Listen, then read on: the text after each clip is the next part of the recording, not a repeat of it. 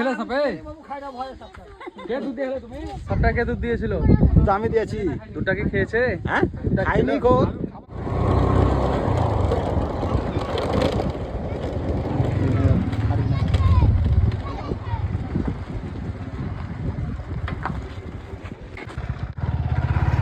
তো বন্ধুগণ, আমরা চলে এসেছি ইতিমধ্যেই পুষর গ্রামে। একটা বিশাল সাপ বেরিয়েছে, তার জন্য সাপটা উদ্ধার করতে আপনারা দেখতে থাকুন ভিডিওটা খুব সুন্দর হতে চলেছে।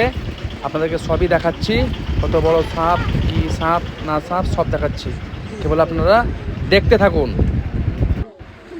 সাপটা আমরা দেখেও অবাক হয়ে গেছিলাম, যেহেতু সাপটা একটা জালের মধ্যে ফেঁসে আছে, তার জন্য আমরাও দেখে অবাক হয়ে গেছিলাম। তো সাপটাকে এখন উদ্ধার করব, তিনজন মিলে ধরে সাপটাকে দেখুন কিভাবে জালে ফেঁসে আছে, লক্ষ্য করুন একটু।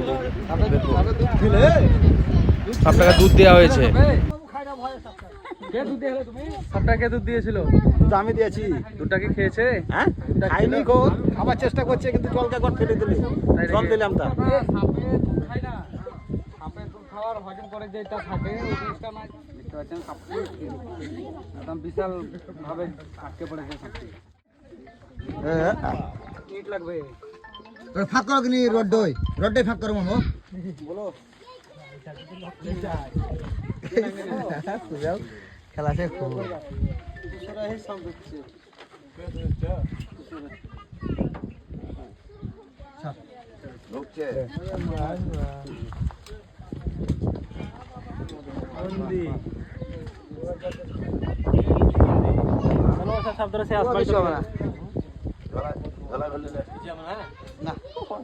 সাপটিকে আমরা এখন ঝোলায় ভরে নিলাম।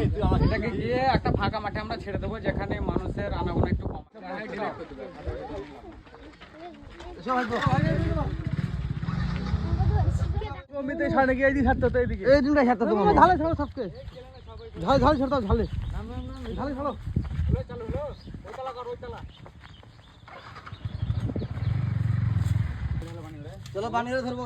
আমরা পুষর গ্রামে সাপটা ধরলাম, দিয়ে শঙ্করপুর ক্যানেলের এখানে ছেড়ে দিচ্ছি। একটা গ্রাম পার করে একটা খুব ফাঁকা জায়গাতে সাপটাকে আমরা ছেড়ে দিচ্ছি।